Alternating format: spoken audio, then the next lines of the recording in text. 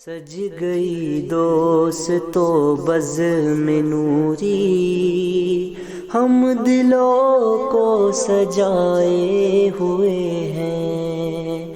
آج موسم آج موسم ہے کتنا سہانا، میرے سرکار آئے ہوئے ہیں۔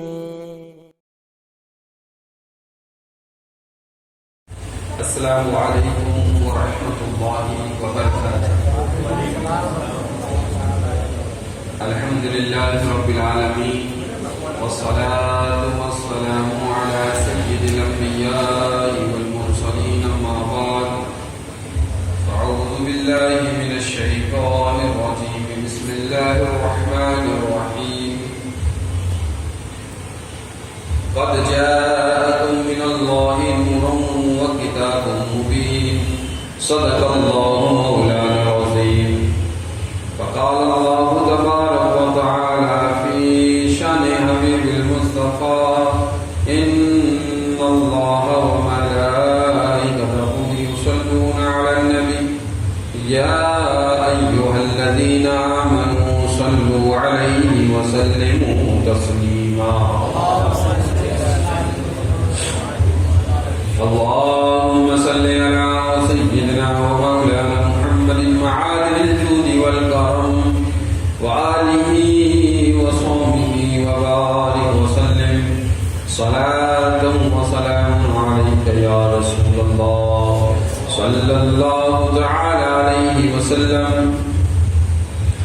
معمول کے مطابق کچھ عرض کرے اس سے قبل امام اہل سنت امام احمد رضا فاضل بریلوی رضی اللہ تعالیٰ عنہ کے کلام کے چند اشعار سماعت کر لیتے ہیں۔ میرے امام فرماتے ہیں، فرقے گلی گلی تباہ، ٹھوکریں سب کی کھائے کیوں؟ فرقے گلی گلی تباہ، ٹھوکریں سب کی کھائے کیوں؟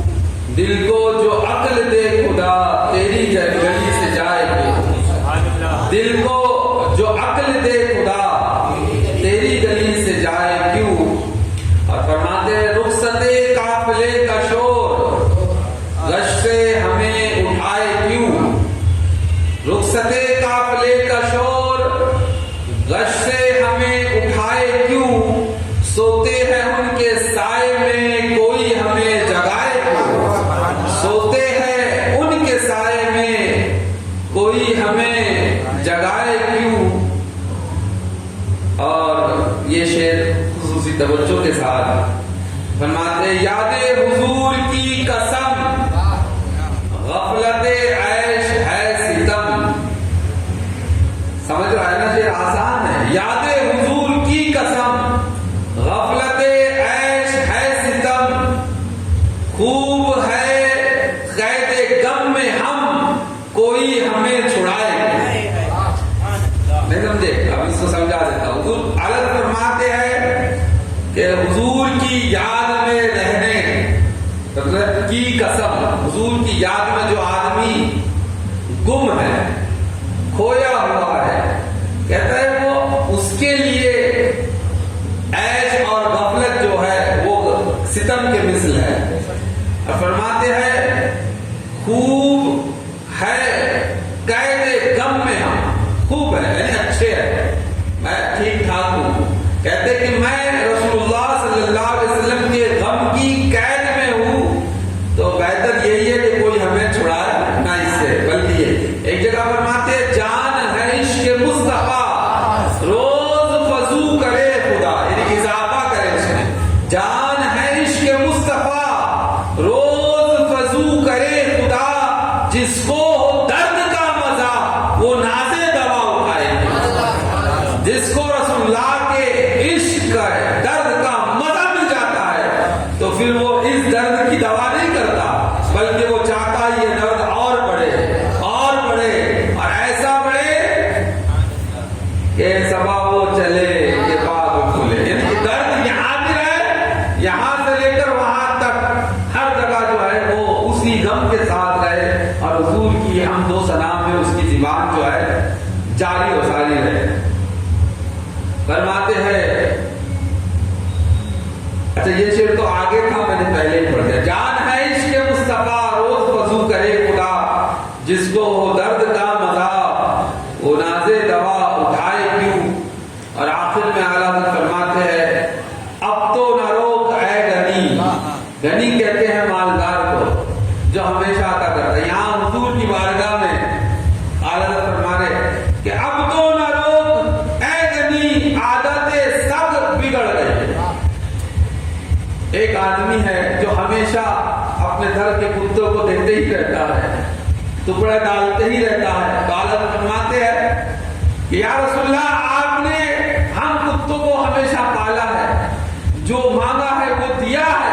تو کہتے ہیں جب زیادہ مل جاتا ہے تو انسان کی عادت بگڑ جاتی ہے. تو فرماتے ہیں کہ اب تو نہ روک اے غنی عادتیں سب بگڑ گئی، میرے کریم پہلے ہی لقمے تر کھلائے. پہلے ہی حضور نے اتنا دے دیا. فرماتے اب تو ہماری عادت بگڑ گئی ہے. پھر فرماتے ہیں سنگے درے حضور سے، سنگ کہتے ہیں پتھر کو، فرماتے سنگے درے حضور سے ہم کو خدا نہ صبر دے. بس جب حضور کی بارگاہ میں پہنچ جائے تو سنگے درے حضور سے ہم کو خدا نہ صبر دے. جانا ہے سر کو جا چکا دل کو قرار آئے، جانا ہے سر کو جا چکا دل کو قرار آئے کیوں. ہے تو رضا نیرا ستم جرم پہ گر لجائے ہم. یہ بھی ایک ستم ہے کہ آدمی گناہ پہ گناہ کرتا ہے، حضور کی نافرمانی پہ نافرمانی کرتا ہے، لیکن اس کا معاملہ سمجھ میں نہیں آتا کہ وہ اس کے اندر ندامت کے تو آنسو بھی نہیں آتے. فرماتے ہے تو رضا نیرا ستم جرم پہ گر لجائے ہم، کوئی بجائے سوز غم سازے طرف بجائے کیوں. یہ اعلیٰ حضرت کا عشق ہے. تو بہرحال آج کی گفتگو بڑی اہم تھی، اور جس انداز میں ڈی جے کی آواز میرے سیدھے کان میں پڑ رہی ہے دنا دن، ہے نا، تو یہ بتا رہی ہے ہمارے قوم کے حالات پر، ہے نا. جو حضور اندھیرے کو مٹانے کے لیے آئے ہیں، جو نور زمانے سے ظلمتوں کو مٹانے آیا، آج اس کے نام پر اہل سنت جو کر رہی ہے. اگر یہ ٹاپک بنا لوں تو پھر تو انگار کے شعلے نکل گئے. اگر میں اس کو ٹاپک بنا لوں اپنا کہ عید میلاد النبی کے نام پہ ہم کیا کر رہے ہیں جبکہ ہم کو کیا کرنا چاہیے تھا. اور یہی سب چیزیں ہیں جو جب ہم کرتے ہیں تو اغیار جو میلاد مصطفیٰ صلی اللہ علیہ وسلم کے منکر ہے ان کو بہانہ مل جاتا ہے، اور ان کو یہ سب بتانے کی ضرورت نہیں ہوتی، بلکہ صرف دکھاتے ہیں دیکھو یہ سنی ہے نا. پر کچھ نہیں کر رہے آج کل وہ صرف بولتے دیکھو یہ سنی ہے، یہ مدار پہ سجدہ کر رہا ہے، دیکھو یہ سنی ہے جو چادروں پہ چادریں چڑھا رہا ہے، دیکھو یہ سنی ہے جو سندل میں ڈھول بجا رہا ہے، دیکھو یہ سنی ہے جس نے لوگوں کو ننگا کر کے شیر بنایا ہے. بات سخت لگے گی لیکن کیا یہ حقیقت نہیں ہے؟ سندلوں کے اندر ہمارے یہاں لوگوں کو چٹنی پہنا کر ان کے اوپر پینٹ کر کے ان کو شیر بنایا جاتا ہے، اور پھر اس کی اپنی تعمیرات لوگ نکالتے بھی ہیں.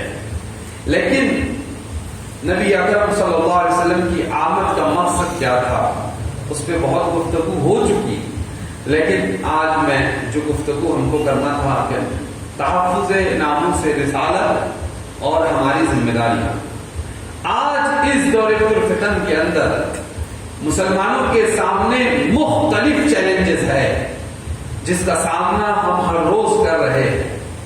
بالخصوص ہمارے ملک کے اندر پچھلے چند سالوں میں جو فضا تیار ہوئی ہے اس سے کوئی آدمی ناآشنا نہیں ہے. سب جانتے ہیں کہ تعصب کا ایک بازار گرم ہے اور لوگ ہمیں نفرت اور دشمنی کی نگاہ سے دیکھ رہے ہیں. نبی اکرم نور مجسم صلی اللہ علیہ وسلم کی ذات بابرکت ایمان ہے. میرے امام اہل سنت امام احمد رضا فرماتے ہیں کہ اللہ کی سرتاب قدم شان ہے یہ، اللہ کی سرتاب قدم شان ہے یہ، انسان ہی انسان وہ انسان ہے یہ، اور قرآن تو ایمان بتاتا ہے انہیں، ایمان یہ کہتا ہے میری جان ہے یہ، یعنی رسول اللہ صلی اللہ علیہ وسلم کی ذات اقدس جو ہے وہ جان ایمان ہے.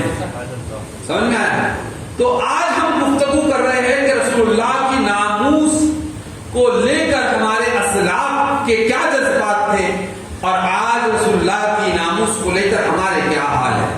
میں مانتا ہوں کہ مختلف چیلنجز ہے، لیکن اس میں سب سے بڑا چیلنج جو اس دور کے اندر مسلمانوں کے سامنے ہے وہ نبی اکرم صلی اللہ علیہ وسلم کی ناموس کا مسئلہ ہے، اور ناموس رسالت کے ساتھ ساتھ ناموس قرآن کا بھی مسئلہ آج بہت اہمیت کا حامل ہے. لیکن اس کو لے کر جو جد و جہد ہم نے کرنی ہے وہ جد و جہد ہم نہیں کرتے ہیں، بلکہ مذمت کے اندر زبان کھولنے سے بھی ہماری زبان لڑکھڑاتی ہے، اور دل میں یہ ڈر بسا ہوتا ہے کہ اگر ہم کچھ بولیں گے تو کہیں حکومت کی زد میں یا کوئی پریشانی میں ہم مبتلا نہ ہو جائے. اور یہ بزدلی اس طرح ہمارے دلوں میں گھر کر گئی ہے کہ بڑے بڑے معاملات ہو جاتے ہیں، لیکن ہم دیکھتے ہیں چھوٹے وہ کہ جن کی کوئی حیثیت نہیں ان کی بات میں کر بھی نہیں رہا، عوام الناس کی بات میں تو کر بھی نہیں رہا، لیکن وہ لوگ جو دین کے وارث ہیں ان کی زبانوں پر بھی تالے ہوتے ہیں، اور ناموس رسالت پر کچھ بات کرنے سے وہ بالکل گریز کر کے کونٹا پکڑ لیتے ہیں. اقبال کہتا ہے جب اقبال کے دور میں بھی ایسے معاملات ہوتے تو اس نے ایک بات بڑی پیاری کہی تھی، صرف ایک مصرے کے اندر، شعر بھی نہیں، صرف ایک مصرے کے اندر اس نے ایسا للکارا زمانے کو، خاص طور پر ان لوگوں کو جو کہتے ہیں ہم حسینی ہیں، تو کہتے ہیں نکل کر خانقاہوں سے، نکل کر خانقاہوں سے ادا کر رسم سرشبی، ہے نا. امام حسین رضی اللہ تعالی عنہ نے جو سفر مدینے سے مکے کا اور پھر مکے سے کربلا کی جانب کیا تھا، وہ کس لیے تھا؟ وہ اللہ اور اس کے رسول کے دین کے تحفظ کے لیے تھا. لوگ یہ بتا کر یہ تاثر پیدا کرنے کی کوشش کرتے ہیں کہ امام علی مقام نے یہ جو کچھ کیا تھا یہ ایک سیاسی جنگ تھی. ہرگز نہیں، یہ کوئی سیاسی جنگ نہیں تھی، بلکہ امام حسین کا اپنے وطن عزیز کو چھوڑ کر پورے کنبے کے ساتھ کربلا جانا اور وہاں پر پورے کنبے کو لٹا کر دین متین کی حفاظت کرنا ہی اصل مقصد تھا. وہ ہرگز کسی سیاست کے لیے یا دنیاوی مفاد کے لیے نہیں گئے تھے. اور لیکن وہ لوگ جو امام حسین کے نام سے روٹی بوٹی کھا رہے ہیں اور اسٹیجوں سے اور خانقاہوں سے یہ کہتے ہوئے نظر آتے ہیں کہ کھاتے ہیں تیرے در کا، پیتے ہیں تیرے در کا، پانی ہے تیرا پانی، دانا ہے تیرا دانا، لیکن در حقیقت میں ان کے دلوں کے اندر بڑا چور ہے. چاہے وہ میں ہوں یا کوئی اور ہو، اس کو وہ اسٹیج سے بیان کچھ کرتا ہو مگر اس کی عملی زندگی میں وہ کچھ اور کرتا ہو تو اس کی بات ہرگز اثر کرنے والی نہیں ہے. لیکن آپ دیکھیے نبی اکرم صلی اللہ علیہ وسلم جب اس دنیا میں تشریف لائے اور 40-43 سال کی عمر میں اعلانیہ دعوت جب حضور نے فرمائی پاران کی چوٹی سے، تو زمانے نے دیکھا کہ مخالفت کا ایک طوفان ہے جو برپا ہو چکا ہے. ہر طرف لوگ مخالفت کر رہے ہیں اور اپنے باطل معبودوں کی حمایت میں اتر آئے ہیں اور مسلمانوں کو اور خود رسول اللہ صلی اللہ علیہ وسلم کو مختلف تکلیف دے رہے ہیں.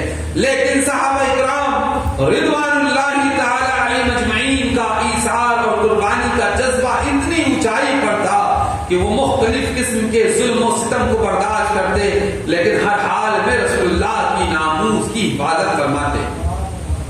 ہم دیکھتے ہیں تاریخ کے اندر کہ صحابہ اکرام نے کوئی ایسا محاذ نہیں ہے یا کوئی ایسی جگہ نہیں ہے جہاں پر نبی اکرم صلی اللہ علیہ وسلم کی بات کی، قول کی یا کسی حکم کی نافرمانی کی ہو، بلکہ رسول اللہ صلی اللہ علیہ وسلم نے جو فرمایا اس کو بجا لانے میں وہ کبھی بھی پیچھے نہ رہے۔ اگر ہم قربانیوں کی بات کریں اور تحفظ ناموس رسالت کی بات کریں تو ہم اس چیز کو 5 کیٹیگریز میں ڈیوائڈ کر سکتے ہیں کہ وہ کیسی قربانیاں تھی جو ناموس رسالت کی خاطر، تحفظ ناموس رسالت کی خاطر، اس پیارے دین کی خاطر ان لوگوں نے برداشت کی ہے۔ تو میں پہلے ان 5 کیٹیگریز کو بتا دیتا ہوں، 5 اقسام کو بتا دیتا ہوں، پھر انشاءاللہ مزید ان 5 پر الگ الگ گفتگو ہم کریں گے۔ فرماتے ہیں کہ آپ دیکھیے قربانیاں، ایک ہوتی ہے مال کی قربانی، آدمی مال دے کر قربانی پیش کرتا ہے۔ ایک ہوتا ہے جسمانی قربانی، یعنی اپنے جسم کے ساتھ قربانیوں کو پیش کرے، اور ایک ہوتی ہے ذہنی یا روحانی قربانی، یعنی آدمی کا ذہن اس کے اندر منتشر ہو کر ذہن جو ہے فکر کا شکار ہو جاتا ہے، ایسی قربانیاں۔ یا پھر چوتھی جانی قربانی کہ نہ مال نہ وقت بلکہ اپنی جان ہوئی کو بارگاہ رسالت میں پیش کر دیتے تھے، اور اس کے علاوہ خواہشات کی قربانی۔ یہ 5 کیٹیگریز اور ان 5 پر الگ الگ گفتگو ہم کریں گے انشاءاللہ۔ مال کی قربانی، جسمانی قربانی، ذہنی قربانی، جانی قربانی اور خواہشات کی قربانی۔ اب ان قربانیوں کو دیکھیے اور پھر اس کے بعد ہم اپنی ذمہ داریوں کو اس میں تلاش کریں کہ ہم کہاں کھڑے ہوئے ہیں۔ ناموس رسالت کا تحفظ یہ ہمارا اولین فریضہ تھا، تو اس میں ہم کہاں کھڑے ہوئے ہیں اور کیا کام ہم کر رہے ہیں اور کیا کام ہم کرنے سے اپنے آپ کو روک رہے ہیں، اس کو سمجھنے کی ضرورت ہے۔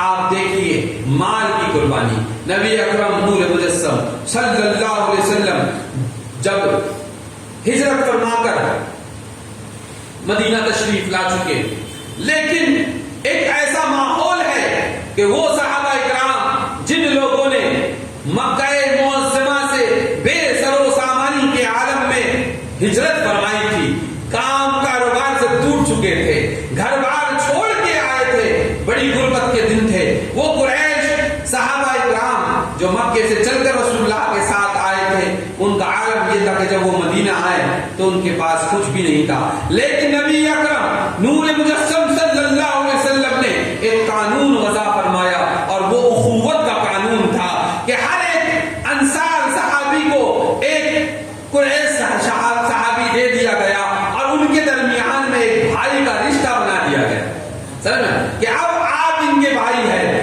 لیکن ان لوگوں نے، وہ صحابہ مدینے کے وہ کوئی زیادہ مالدار لوگ نہیں تھے، لیکن نبی اکرم صلی اللہ علیہ وسلم نے جب اس قانون کو پیش کیا کہ جو مکہ معظمہ سے ہجرت کر کے جو صحابہ آئے ہیں، ایک ایک مقامی انصار صحابہ جو ہے ان میں سے ایک ایک کو اپنا بھائی بنائے گا، تو اب بھائی کا بنانے کا معاملہ یہ نہیں ہوا کہ بس چپ تو بھی نام کا بھائی بنا لیا، نہیں، بلکہ اب وہ اپنے گھر میں ان کو جگہ بھی دے رہے ہیں، اب وہ اپنے گھر میں ان کو جگہ بھی دے رہے ہیں، اپنے کاروبار میں بھی جگہ دے رہے ہیں، حتیٰ کہ بعض روایتوں میں یہ بھی آتا کہ جو صحابہ اکرام کوالے آئے تھے تو ادھر میں یہ ہوا کہ انصار صحابی کی اگر 2 بیویاں تھیں تو انہوں نے ایک کو طلاق دے کر اپنے بھائی کے نکاح میں بھیج دیا، اس طرح سے بھی بٹوارا کیا، اور اس طرح سے تمام صحابہ اکرام کو بتائیے کون ہے کہ آپ مکے سے آئے ہیں، ہم نے آپ کو پناہ دی ہے، لیکن اب اخوت کا ایک قانون ہے کہ آدھا اپنے بھائیوں کو دینا ہے، لیکن صحابہ اکرام کی زبان سے اف نہ نکلا، بلکہ ان لوگوں نے خوشی خوشی رسول اللہ صلی اللہ علیہ وسلم کے اس فرمان کو قبول فرمایا، اور زمانے نے دیکھا کہ ایک ایسا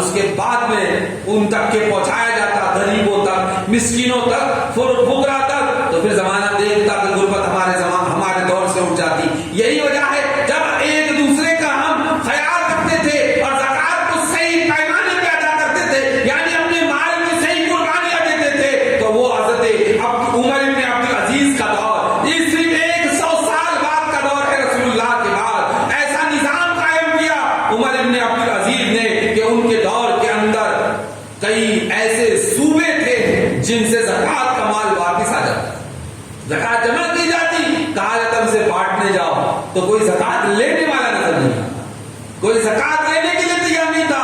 حتیٰ کہ گاؤں والے راستوں میں کھڑے ہو جاتے اپنی زکاتوں کو لے کر اور دیکھتے راستہ دیکھتے کہ شاید کوئی زکات لینے والا مل جائے. ادھر سے شہر والے نکلتے کہ چلو گاؤں والوں کو زکات دے دیں گے، تو ادھر سے شہر والے زکات دینے آ رہے ہیں، ادھر گاؤں والے زکات دینے کے انتظار میں کھڑے ہیں. دونوں ملتے تو کہتے بھائی ہم تو زکات دینے کے لیے کھڑے ہیں، وہ کہتے کہ ہم تو زکات دینے کے لیے آئے ہیں. پتہ لگتا دونوں بھی اپنے گھروں میں اپنی زکات کو واپس لے جاتے. یعنی زکات لینے والے لوگ نہ بچے. یہ نظام زکات تھا، یہ مال کی قربانی تھی جو صحابہ کرام نے اور تابعین نے اور تبع تابعین نے اپنی زندگی کے اندر جب لایا تو زمانے میں دیکھا کہ مالی اعتبار سے لوگ خوشحال ہوتے ہوئے نظر آئے. یہ مالی قربانی ہے. اس کے علاوہ جسمانی قربانی، مالی قربانی پر گفتگو. جب نبی اکرم صلی اللہ علیہ وسلم مدینہ پہنچ چکے تو دوسرا ہی سال کا ہجرت کا، اب غزوات کا، جنگوں کا آغاز ہو رہا ہے. اسی میں ایک جنگ، اس پہ گفتگو صحابہ والے ٹاپک میں ہو چکی ہے، لیکن کچھ نئی باتیں اس میں بھی بتا دوں. یہ جنگ تبوک جو سخت جنگ تھی، رومیوں سے ہونے والی تھی، اس کے رسول اللہ نے کہا تھا مال جمع کرو، تو اس کے اندر حضرت عمر کا آدھا مال لانا، حضرت صدیق اکبر کا پورا لانا، حضرت عثمان غنی رضی اللہ تعالیٰ عنہ کے تعلق سے بتا دوں. جب نبی اکرم نور مجسم صلی اللہ علیہ وسلم نے ترغیب دلائی تو حضرت عثمان فرماتے یا رسول اللہ میں 100 اونٹ معزاز و سامان کے عطا کرتا ہوں. 100 اونٹ. اور اس زمانے میں اونٹ آج کی ایک لگژری کار کے برابر کی اس کی ویلیو ہوتی ہے. ایک اونٹ اس زمانے میں کہا کہ میں صرف اونٹ نہیں بلکہ ماں ساز و سامان دے رہا ہوں. آپ نے 100 دیا، رسول اللہ نے ترغیب دلائی، آپ نے اور دیا، پھر آپ رسول اللہ نے ترغیب دلائی تو 3 مرتبہ رسول اللہ نے ماں ساز و سامان دیے اور جو دینار دیے. تو نبی اکرم صلی اللہ علیہ وسلم اس مال کی پوٹلی کو ہاتھ میں لیتے اور اسے اچھالتے اور پھر کہتے کہ آج کے بعد عثمان کو کوئی عمل زر نہیں پہنچائے گا، آج کے بعد عثمان کو کوئی عمل زر نہیں پہنچائے گا. اور نبی اکرم صلی اللہ علیہ وسلم اس کے عوض جنت عطا فرمائی حضرت عثمان غنی رضی اللہ تعالیٰ عنہ. اسی میں بہت امیر ایک صحابی ہے جو سب سے زیادہ امیر صحابہ میں جن کا شمار ہوتا ہے، وہ حضرت عبد الرحمن بن عوف رضی اللہ تعالیٰ عنہ. وہ کئی کلو سونا بارگاہ رسالت میں لے کر آئے، فرمایا یا رسول اللہ میں عطا کرتا ہوں. میں عثمان غنی کی بات نکلی تو یہ بھی عرض کر دوں، یہ ایسے صحابہ تھے کہ ایک مرتبہ ایک شخص آیا، کہا یا رسول اللہ میری بیٹی کی شادی ہے، کچھ مدد کی ضرورت ہے. کہا کہ جاؤ حضرت عثمان کے گھر چلے جاؤ. جب حضرت عثمان کے گھر پہنچے تو دیکھا کہ آپ اپنے غلام کو ڈانٹ رہے ہیں. اس وجہ یہ ہے کہ فرماتے ہیں کہ رات میں جو چراغ روشن تھا اس کی لو تھوڑی زیادہ تھی، اس کی جس کی وجہ سے تیل تھوڑا زیادہ استعمال میں آ گیا.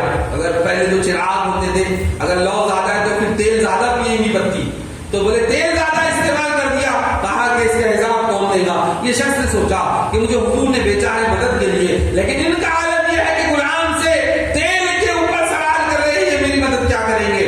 بارگاہ رسالت میں واپس ہوئے، فرمایا یا رسول اللہ، پھر فرمایا کہ رسول اللہ ضرورت ہے. کہا کہ حضرت عثمان کے پاس چلے جاؤ. جب اس حضرت عثمان کے پاس پہنچے تو دیکھا کہ اب تھوڑا وقت گزر چکا تھا، کھانے کا وقت تھا. دیکھا کہ حضرت عثمان غنی رضی اللہ تعالیٰ عنہ اپنے غلام کو ڈانٹ رہے ہیں اس بات پر کہ اس میں نمک زیادہ ہو گیا ہے. تم نے نمک زیادہ ڈالا، اس کا حساب کون دے گا؟ وہ سوچنے لگا یا اللہ وہ تو تیل تھا، اب تو نمک کا حساب ہو رہا ہے. لیکن وہ واپس ہوا. تیسری مرتبہ بھی رسول اللہ نے اسے حضرت عثمان ہی کے پاس بھیجے. اب جب تیسری مرتبہ آیا تو حضرت عثمان فرماتے ہو کیا بات ہے، تم آتے ہو لیکن اپنا معروضہ پیش نہیں کرتے، کس وجہ سے آتے ہو؟ کہا کہ گھر میں ضرورت تھی، رسول اللہ نے آپ کی بارگاہ میں بھیجا ہے. تو فرمایا مانگا کیوں نہیں تھا؟ فرمایا اس لیے کہ پہلے آیا تو تیل کا حساب، پھر آیا تو نمک کا حساب ہو رہا تھا. حضرت عثمان غنی کھڑے ہوئے اور کہا اپنے جو جہاں وہ مال رکھتے تھے وہاں لے گئے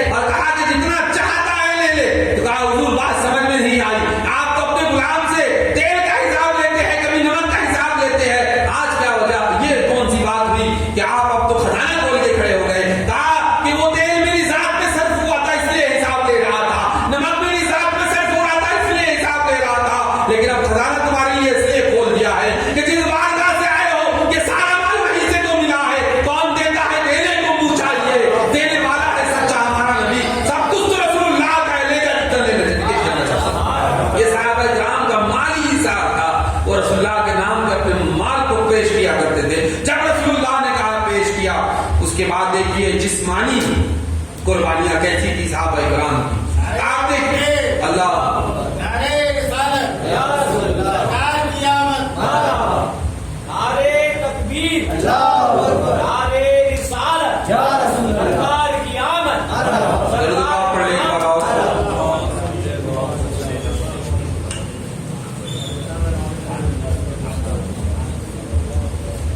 جسمانی قربانیاں صحابہ اکرام نے کس طرح دی ہے. آج آدمی کے انگلی میں اگر سوئی بھی چھپ جائے تو اسے درد اتنا محسوس ہوتا ہے کہ اس کی چیخیں نکل جاتی ہیں. لیکن دیکھیے رسول اللہ صلی اللہ علیہ وسلم نے حضرت بلال پہلے ہی اعلان نبوت سے پہلے ہی رسول اللہ صلی اللہ علیہ وسلم کی عظمتوں کو حضرت بلال جانتے تھے.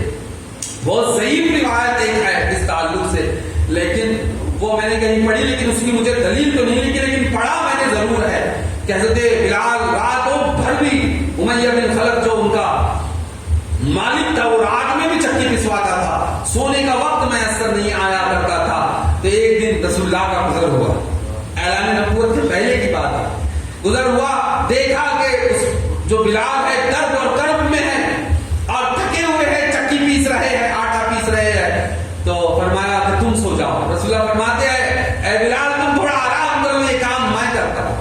بتائیے ذرا سوچیے کتنی گہری بات ہے کہ اللہ نے جسے پوری کائنات کا مالک بنایا ہے، پوری کائنات کا مالک و مختار چکی چلا رہا ہے، ایک غریب کی اس طرح سے. آج ہم غریب کو دیکھ کر اپنے منہ پھیر لیتے ہیں، آج کسی کو تکلیف میں دیکھ کر ہم منہ پھیر لیتے، کہیں دستے دراز ہاتھ میں بڑھا کے مانگ نہ لے اس لیے پہلے ہی کنڈی مار لیتے ہیں. لیکن رسول اللہ کی سنت کریمہ کو دیکھیے، رسول اللہ نے رات بھر چکی پیس کر آٹا پیس کر حضرت بلال کو عطا کر دیا تھا. حضرت بلال پہلے سے ہی واقف تھے. جب رسول اللہ نے خفیہ طور پر اعلان شروع کیا تو آپ بھی ایمان لانے والے میں اولین لوگوں میں شامل ہے.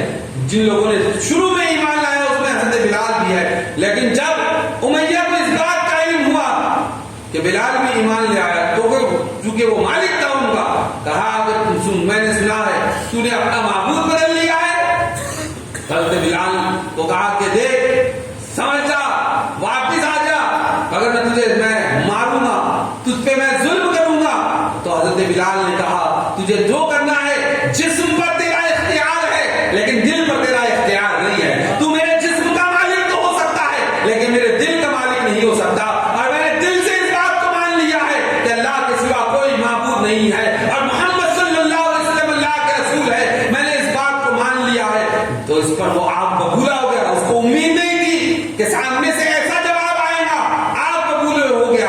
اپنے دوسرے غلاموں کو بلا کر حضرت بلال کو مارنے کے لیے کہا، حتیٰ کہ دوپہر کے وقت وہ زمین پہ لیٹا دیتا حضرت بلال کو اور سینے پہ پتھر رکھ کر آپ کو گناہ گوش سزائیں دیتا. لیکن یہ جسمانی تو تکلیفیں جو ہے صحابہ اکرام نے برداشت کی. اور بھی صحابہ اکرام ہیں جو غلام تھے لیکن رسول اللہ پر ایمان لائے تو ان کے مالکوں نے ان پر ظلم کیا. لیکن زمانے نے دیکھا کہ ایک اور صحابی ہے، ان کا نام خالد ہے، انہوں نے ایمان لایا تو ان کا باپ اتنا غصے میں آیا کہ وہ اپنے باپ سے چھوٹتے پھرتے. لیکن اس نے اپنے دوسرے بیٹوں سے کہا کہ لاؤ اس کو پکڑ کے کہاں گیا ہے. جب پکڑ کے لایا گیا تو کہا کہ تو نے لات اور عزا کی عبادت کو چھوڑ دیا ہے، تو نے اپنا کوئی نیا نام معبود بنا لیا ہے. تو انہوں نے کہا کہ ہاں ہاں ہاں میں نے تمہارے لات اور عزا کو چھوڑ دیا ہے، میں نے تمہارے حبل کو چھوڑ دیا ہے، میں وحدہ لا شریک کو مان چکا ہوں، اللہ کے سوا کوئی عبادت کے لائق نہیں ہے، میں اس بات کا اقرار کر چکا ہوں. اس کے باپ کو ان کے باپ کو اتنا غصہ آیا کہ اپنے دوسرے بیٹوں کو کہا کہ ڈنڈے سے اسے پیٹنا شروع کرو. انہوں نے اتنا مارا کہ جن چھڑیوں سے وہ مار رہے تھے کہ وہ سب کی سب ٹوٹ گئی لیکن ان کا مارنا نہ رکا. اس طرح سے جسمانی ایذا جو ہے صحابہ کرام نے برداشت کی. اور تاریخ کے اندر آپ اس باپ کو بھی ذرا دیکھیے جو جنگ خندق ہے.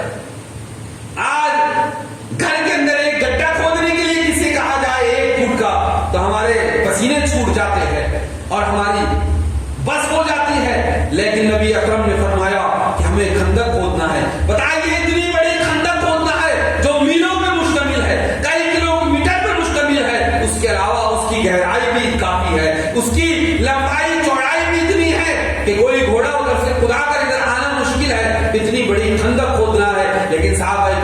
جن کے پاس کھانے کے لیے بھی نہیں ہے، جن کے بدن میں کپڑے بھی نہیں ہیں، ان لوگوں نے یہ نہیں کہا کہ یا رسول اللہ آج تو ہمارے پاس کھانے کے لیے کچھ نہیں ہے، پہننے کے لیے کچھ نہیں ہے، اب آپ ہمیں کھنڈک بھی کھدوا رہے ہیں۔ انہوں نے یہ شکوہ نہ کیا بلکہ سب شامل ہو گئے۔ لیکن یہاں ایک نقطہ اور دینا چاہوں گا کہ صحابہ کرام کو حکم دے کر کھندق کھودنے کا خود رسول اللہ گدی نشین ہو کر بیٹھ نہیں گئے، ہے نا؟ آپ کی توجہ اس طرف ہے کہ نہیں؟ میں کیا بتانا چاہتا ہوں، رسول اللہ نے حکم دیا کھندق کھودنا ہے تو خود رسول اللہ گدی لگا کر بیٹھ نہیں گئے، بلکہ بنفس نفیس خود رسول اللہ کھندق کھودنے میں شامل ہے۔ آج ہمارے بڑوں کا عالم یہ ہے کہ تم کرو کام ہم کرے آرام، سب کو کام پر لگا کر خود آرام کرتے ہیں، لیکن رسول اللہ خود بنفس نفیس کھندق کھودنے میں شامل ہے۔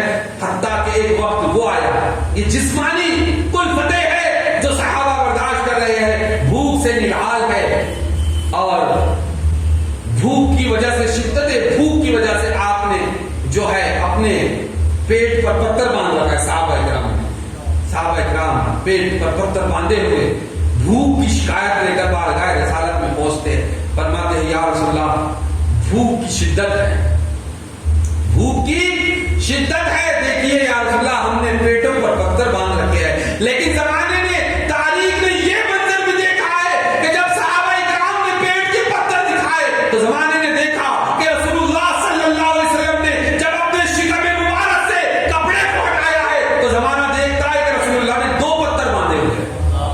مالک کونین ہے، وہ بس کچھ رکھتے نہیں، 2 جہاں کی نعمتیں ہیں ان کے خالی ہاتھ میں، کل جہاں ملک اور جو کی روٹی غذا، اس شکم کی قناعت پہ لاکھوں سلام۔ رسول اللہ صلی اللہ علیہ وسلم نے خود، لیکن رسول اللہ کی طاقت ایک پتھر ہے کھندق کے اندر جو بیچ میں حائل ہو گیا ہے، صحابہ کرام توڑنا چاہتے ہیں، ٹوٹ نہیں رہا ہے، بارگاہ رسالت میں پہنچے اور فرمایا یا رسول اللہ ہم کوششیں کر کے تھک گئے، ایک چٹان ہے جو بیچ میں آ گئی ہے وہ ٹوٹ نہیں رہی ہے۔ رسول اللہ بنفس نفیس تشریف لے جاتے ہیں، ایک ہتھوڑی پہلی مارتے ہیں تو ایک شراب اس میں پڑتا ہے، اور جب دوسری ضرب لگاتے ہیں پھر تیسری لگاتے ہیں ضرب تو ریزہ ریزہ ہو کے بکھر جاتی ہے۔ جہاں سارے صحابہ کرام اس چٹان کو توڑ نہ سکے، رسول اللہ کی چند ضربوں سے پوری چٹان ٹکڑے ہو کر نکل گئی۔ یہ جسمانی کلفتیں ہے جو صحابہ کرام نے برداشت کی۔ اس کے بعد میں یہ بھی زمانے نے دیکھا، اور یہ چیز میں نے بہت پہلے جو میں بتانے جا رہا ہوں، یہ چیز میں نے بہت پہلے ڈسکوری چینل کے اس میں دیکھا تھا کہ اس رومیوں نے، یعنی سلیبی جو تھے، عیسائی جو تھے رومن، ان لوگوں نے سزائے دینے کی مختلف آلات بنائے کہ وہ ایسے ویل سے ایسی مشینیں تیار کرتے کہ کسی مجرم کو پکڑتے تو دونوں ہاتھوں کو باندھ دیتے اور دونوں پیروں کو باندھ دیتے اور پھر ویل کو بچھاتے تو وہ پورے جو چاروں اعضاء ہیں، دونوں پیر اور دونوں ہاتھ جو ہے ان کے بدن سے اکھڑ جاتے، ایسی تکلیفیں دیتے۔ اسی میں سے ایک میں نے دیکھا، اور شاید آج بھی اگر اس کو کہیں نیٹ پر ڈھونڈنا چاہو تو مل جائے گا، ان لوگوں نے ایک گائے بنائی تھی، گائے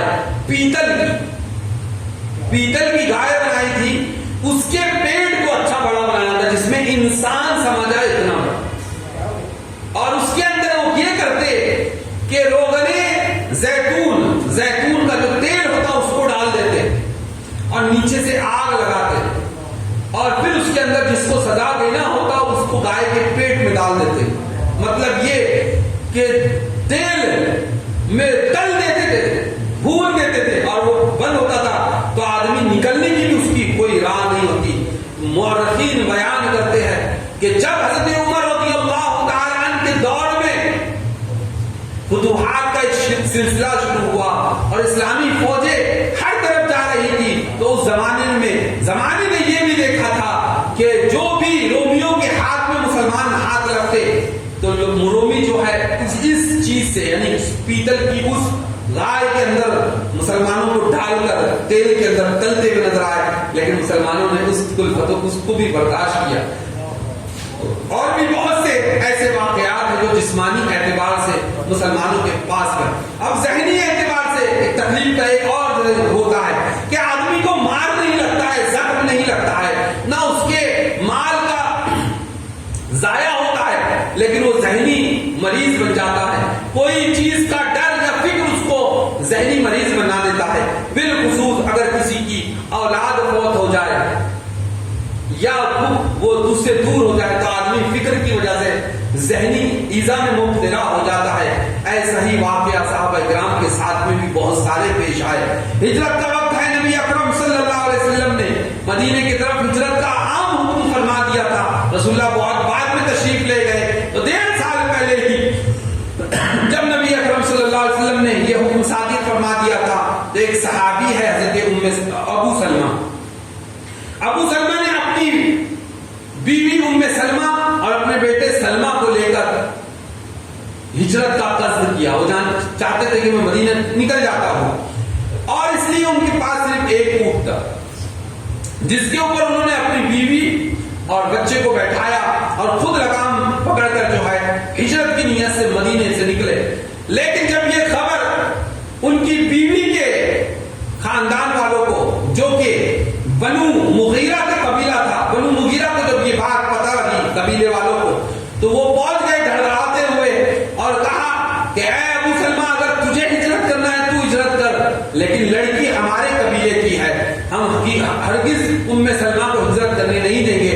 یہ کہہ کر انہوں نے زبردستی ابو سلمہ کے ہاتھ سے لگام کو چھین لیا اور کہا کہ تم جانا چاہتے ہو جاؤ لیکن ہم نہیں جانے دیں گے. اب یہ چل ہی رہا تھا کہ ادھر سے ابو سلمہ کے جو قبائل والے تھے بنو عبد الاسد کے لوگ وہ بھی پہنچ گئے اور انہوں نے کہا کہ تم لوگوں نے ہمارے قبیلے کے فرد کی بیوی کو چھین لیا ہے, اگر وہ تمہارے قبیلے کی تھی تو یاد رکھو یہ جو اس کا بیٹا ہے یہ اس کا تعلق تمہارے قبیلے سے نہیں ہے, ہمارے قبیلے سے ہے کہ ہمارے قبیلے کے مرد کا بیٹا ہے, اس لیے ہم اسے چھینتے ہیں. اور چھینا جھپٹی کا ایک ماحول بنا تو اس کے اندر راوی بیان کرتے ہیں کہ ایک طرف سے اس بچے کو جن کا نام سلمہ تھا ایک طرف سے بنو مغیرہ کے لوگ کھینچ رہے تھے اور ایک طرف سے بنو عبد الاسد کے لوگ کھینچ رہے تھے. اس کھینچم تانی میں بچے کا ایک ہاتھ اتر گیا یعنی جوائنٹ سے ٹوٹ گیا. آج تو ٹیکنالوجی ہے جڑ جاتا ہے لیکن اس زمانے میں کوئی ٹیکنالوجی تھی نہیں تو وہ اتر گیا. راوی بیان کرتے زندگی بھر جو سلمہ تھے اپنے ٹوٹے ہوئے ہاتھ کے ساتھ رہے. بتائیے ایک باپ ہے جس کے سامنے اس کے بیٹے کا ہاتھ توڑ گیا, اس کے اوپر کتنی ذہنی ایذا اسے پہنچے گی. لیکن عالم یہ ہوا کہ بیوی الگ بیٹا الگ اب شوہر الگ. بڑی درد کرم کے ساتھ میں حضرت ابو سلمہ نے ہجرت کا ارادہ فرمایا اور چلے گئے. 1 سال تک حضرت ام سلمہ کا عالم یہ تھا کہ ان پر ایسا غم طاری ہوا, وہ ذہنی اعتبار سے ایسی ایذا کی شکار ہوئی کہ وہ ہر روز اب ایک ٹیلے پہ جا کے بیٹھ جاتی جس طرف سے مدینے کا راستہ آتا ہے, ادھر جا کر بیٹھ جاتی اور زاروں قطار ہوتی کہ آج نہیں تو کل میرے بچے سے ملاقات ہو جائے گی, آج نہیں تو کل میرے شوہر سے. 1 سال تک وہ جو ہر روز ٹیلے پہ جا کر بیٹھتی اور روتی. بتائیے یہ ذہنی ایذا مینٹلی ڈسٹرب کس اعتبار سے کیا گیا. ادھر حضرت ابو سلمہ ہے جو اپنے بیٹے اور بیوی کی جدائی میں تڑپ رہے ہیں, ادھر بچہ ہے کہ جس کا ہاتھ بھی لٹک چکا ہے ٹوٹ چکا ہے, اب نہ اس کے پاس باپ ہے نہ بیٹے. تینوں بھی وہ نفوس ہے جو ذہنی قربانی کا شکار ہو رہے ہیں. 1 سال کے بعد قبائل والوں کو ان پر رحم آیا ام سلمہ پر اور اس کے بعد میں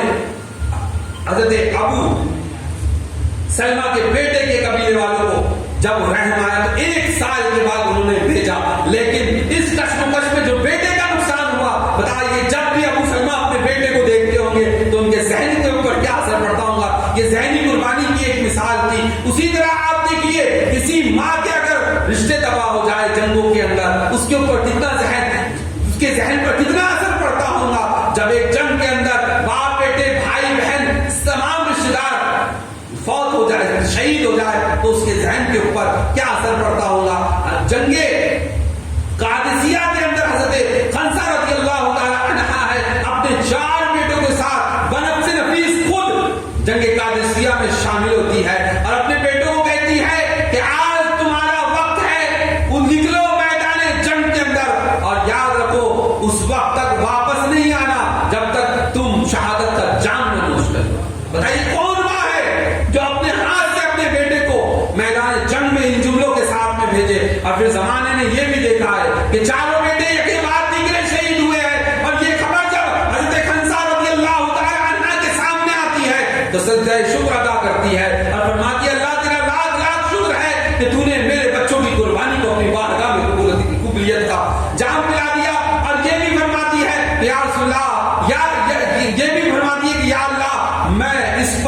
राजी हूं। चारों बेटे देकर, एक बूढ़ी माँ के लिए उसके बुढ़ापे का सहारा उसकी औलाद होती है, लेकिन चारों बेटों को देकर भी अल्लाह का शुक्र अदा कर रहे हैं। ये ज़हनी कुर्बानी है। उसी तरह जानी कुर्बानी पर तो मुख्तलिफ मौकों पर बात हो चुकी कि कौन सा गज़वा है जिसके अंदर सहाबा इकराम ने अपने सरों के नजराने पेश नहीं किए। लेकिन जंग ओहद के अंदर जो हुआ वो तो तारीख गवाह है कि 70 सहाबा शहीद हुए और हर एक ने बढ़ बढ़ के जान में शहादत को नोश किया।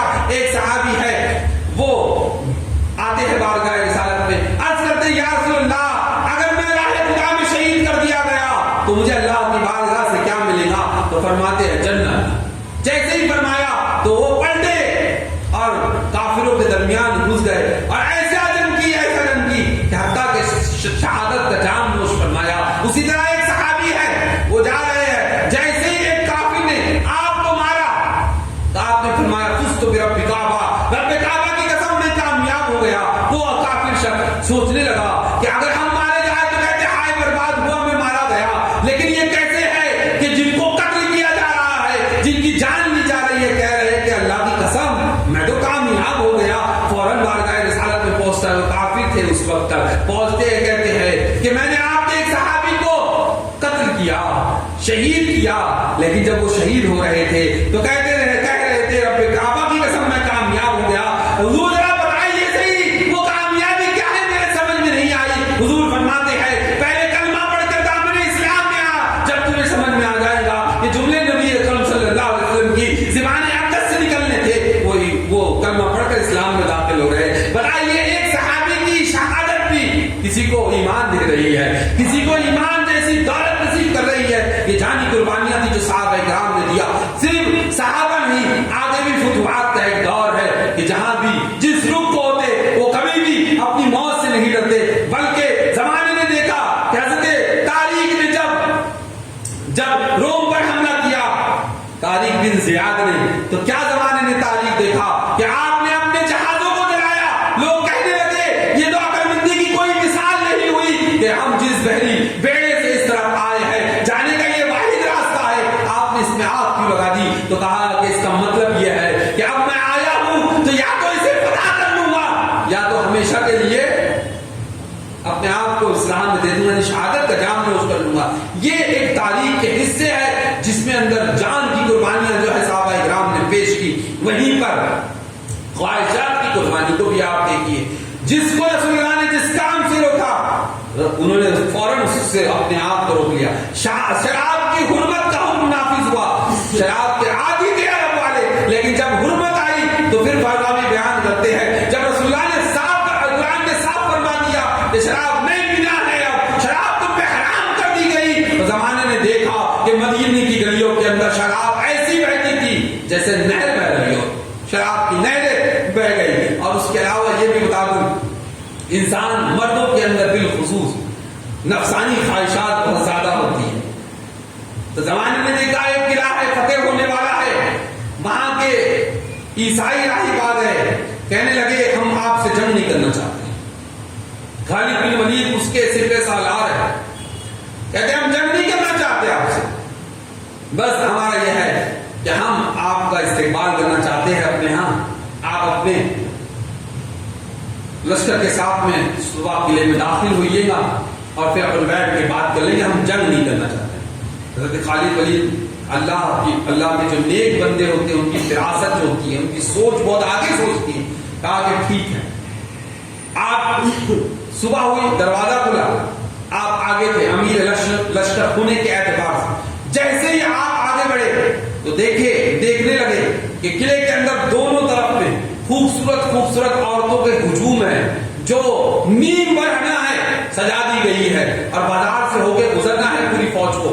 आपने फौरन अपने घोड़े को रोका और पीछे की तरफ पलटे और कहा कि ऐ मेरी लश्कर के नौजवानों जरा सुनो गौर से, मैं इनकी चाल को समझ गया हूं कि जंग क्यों नहीं करना चाहते।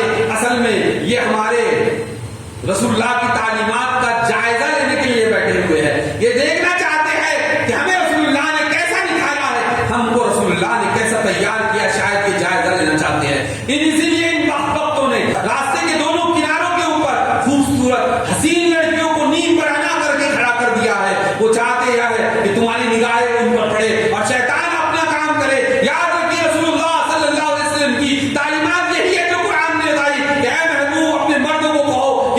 निगाहें नीची करके जिया करे, नीची रखा करे। तो आज वक्त इस बात का है, ना तुमने आए देखना है ना बाएं देखना है, तुम्हें बस सीधा चलना है, किसी को देखना नहीं है। और वो काफिला, वो जंगी लश्कर इस शान से गुजरा है कि किसी ने आंखों के किनारों से भी साइड में देखने की जसारत नहीं की, और जमाना चीख पड़ा कि रसूलुल्लाह के वो गुलाम है कि इस हरबे का इस्तेमाल इन पे नहीं किया जा सकता।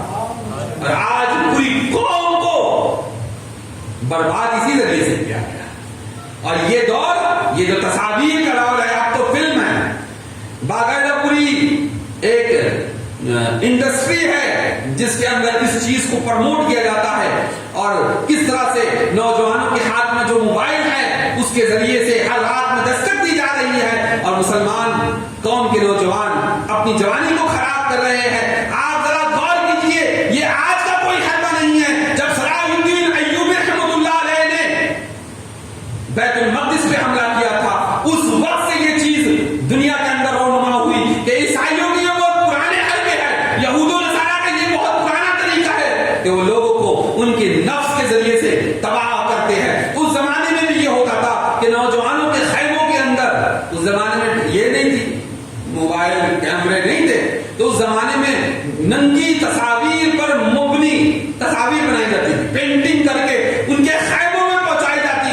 एक दौर वो भी आया था कि सलाहुद्दीन अय्यूबी को इस बात की खबर लगी कि बहुत से नौजवान हैं जो सुबह को जो है नमाजों से गायब है और सुबह जिहाद के लिए तैयार नहीं हो रहे हैं। आपके जासूस ने यही खबर लाई थी कि हुजूर उनके खैमों के अंदर कहीं से तस्वीर है, पेंटिंग आ गई है कहीं से, तो आपने फिर उसके सद्देबात के लिए असबाब। लेकिन पोर्नोग्राफी का ये जो बाजार है, ये आज का पैदा किया नहीं गया है, बल्कि उसको एक जमाने से उन्होंने प्रमोट किया है। सलाहुद्दीन अय्यूबी रहमतुल्लाह अलैह और खालिद बिन वलीद, बल्कि उसके पहले से यहूद और नसारा की मुनज़्ज़म साजिश रही है कि किसी मर्द मोमिन को, किसी मुसलमान कौम को, किसी ऐसी कौम को, मुसलमानों के नौजवान असल में किसी भी कौम का नौजवान जो होता है उसकी रीढ़ की हड्डी होता है, नौजवानों को तबाह कर दो पूरी कौम तबाह हो जाएंगी। आज वही काम किया उन लोगों ने, पूरा मुनज़्ज़म होकर तुम्हारे हाथों में मोबाइल दिए। फिर मोबाइल क्या होता है ना, नबी अकरम की एक हदीस के मुताबिक मैं आपको बात को समझाता हूं कि मेरे आका इरशाद फरमाते हैं कि जहां एक अजनबी मर्द और एक अजनबी औरत होती है अकेले, तो वहां तीसरा शैतान होता है। समझ में आया? दो है तो तीसरा कौन है? शैतान है। यानी वो अपना काम कर गुजरेगा, यानी वो उसमें उसका हरबा जब चलेगा तो कोई बचने वाला नहीं। अच्छे खा भी रहे तो बच नहीं सकता।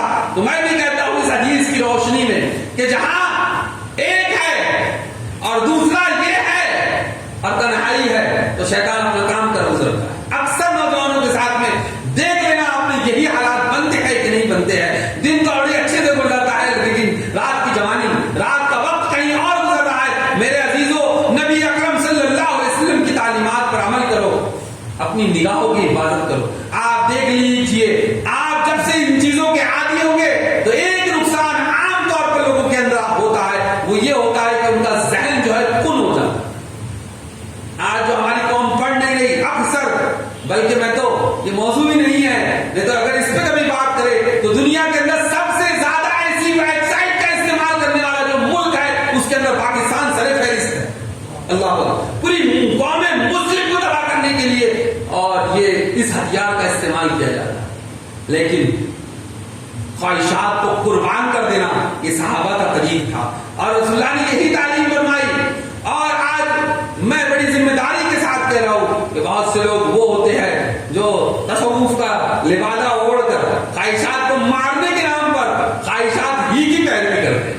बहुत सारे ऐसे ढोंगी, टंडल शाह, मंडल शाह, जुम्मन शाह ऐसे पैदा हो गए, ऐसी जगह पर जाने से अपने आप को भी रोके। जो सही है वो सही है, जो दुआ तावीज़ सही अंदाज में करता है वो सही है, लेकिन ऐसे पाखंडियों की भी एक जमात है जहां पर लोग अपनी औरतों को ले जाते हैं, बिला वजह बेपरवाही का माहौल होता है, और फिर उसके बाद में कहीं ना कहीं कोई ना कोई खबर निकल के बाहर आती है जो उस बेशरम के लिए तो कुछ ना करे ना करे, लेकिन जाने वाले के लिए शर्मिंदगी का बाइस बनती है। तो अपनी ख्वाहिशात का, अब मैं ये जो तमाम बातें मैंने बताई, ये मुख्तलिफ किस्म की कुर्बानियां थी जो सहाबा इकराम रिज़वानुल्लाहि तआला अलैहिम अजमईन ने बारगाह रिसालत के अंदर पेश की।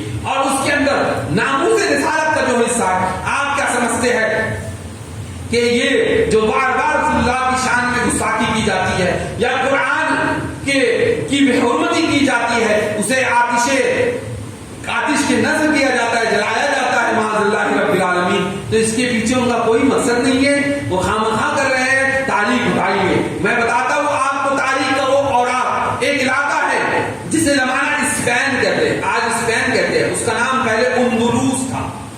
اندلس مسلمانوں کی فتوحات کا آخری کنارہ ہے یورپ کے اندر، اس کے آگے فتوحات کا سلسلہ نہیں بڑھ پایا۔ اسپین آج ایک عیسائی ملک ہے اور کئی مساجد وہ ہے جو آج تک کے ویران ہیں۔ مسلمانوں نے اسے فتح کیا تھا اور صدیوں وہاں پر شان سے حکومت کی تھی، لیکن ان کے پادریوں نے ایک خفیہ میٹنگ کی اور کہا کہ تھوڑا صبر کرو، تھوڑا صبر کرتے ہیں، دیکھتے ہیں آگے کیا ہوتا ہے۔ تو اسی صبر کے اندر ان لوگوں نے یہ کیا، چند سال گزرے تو انہوں نے کہا کہ ٹھیک ہے اب آزماتے ہیں۔ ان لوگوں نے یہ کیا کہ بازار سے ایک عورت گزر رہی تھی جو نقاب پہنی ہوئی تھی، مسلمان تھی، تو کچھ عیسائی لڑکوں نے آگے بڑھا اور اس کے نقاب کو نوچا اور اس کی بے حرمتی کی اس عورت کی۔ مسلمانوں کو جوش آیا، مسلمانوں نے اس کا انتقام لیا، کوٹے گئے جم کر عیسائی۔ پھر پادریوں نے میٹنگ کی، کہا کہ نہیں ابھی وہ وقت نہیں آیا، تھوڑا صبر کر، ابھی تھوڑا صبر کر۔ پھر اس کے بعد میں کچھ عرصہ گزرا تو ان لوگوں نے قرآن کی توہین کی۔ پھر قرآن کی جب توہین کی تو لوگ آگے بڑھے، ان کو کوٹا پکڑ کے کہ قرآن ہماری مقدس کتاب ہے، تم نے کیسی اس کی بے حرمتی کی۔ پھر کوٹے گئے تو شکایت لے کر پادریوں کے پاس پہنچے، پادریوں نے کہا کہ ابھی اور رکیے، تھوڑا وقت دے اور۔ اس کے بعد میں ایک عرصہ گزرا، اس کے بعد انہوں نے ایک نیا حربہ استعمال کیا، اسٹیپ بدل رہے ہیں، اب نیا اسٹیپ، آخری اسٹیپ انہوں نے کیا اٹھایا؟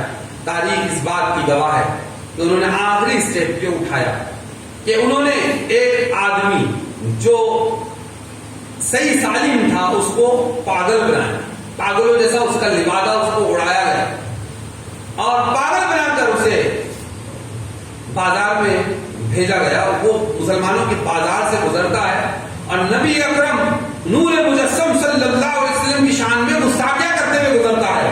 مسلمانوں نے جب دیکھا تو آگے بڑھے کہ یہ گستاخی کر رہا ہے، لیکن چند لوگ وہ تھے جن لوگوں نے نوجوانوں کو روکا، کہا کہ جانے دو وہ تو پاگل ہے، جانے دو وہ تو پاگل ہے، اس پاگل ہے اس وجہ سے پگلے چالے کر رہا ہے، یہ کہہ کر روکا۔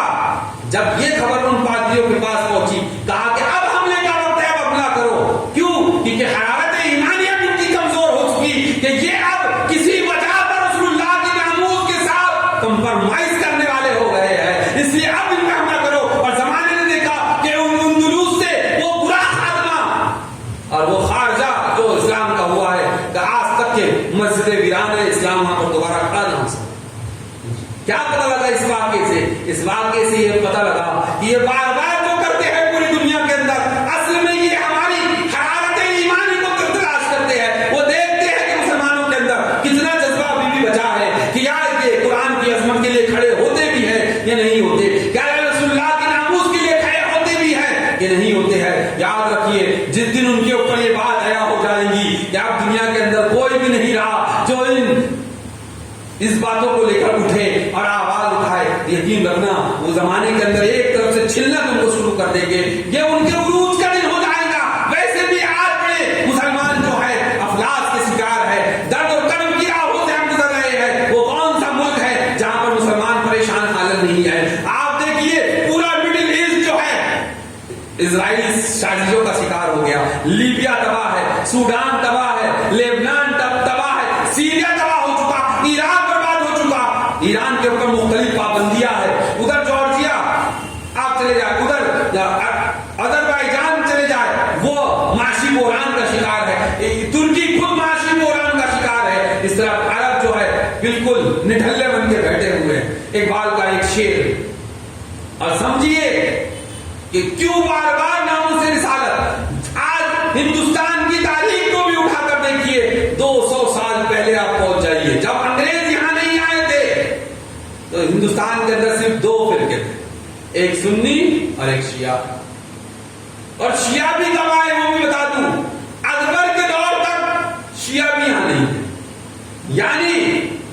17ویں صدی تک شیعہ بھی یہاں پر نہیں تھے، لیکن 17ویں صدی کے اندر جب جہانگیر اس کا بیٹا تخت پر بیٹھا تو اس بدبخت نے جو ہے آج لوگوں مغلوں کو ہمارے کھاتے میں ڈال دے.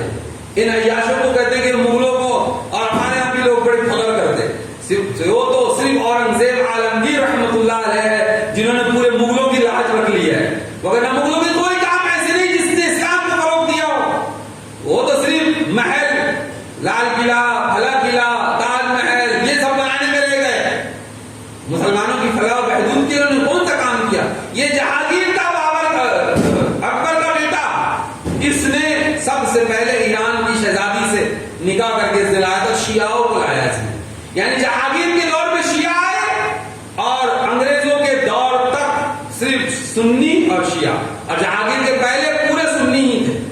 سمجھ میں آیا؟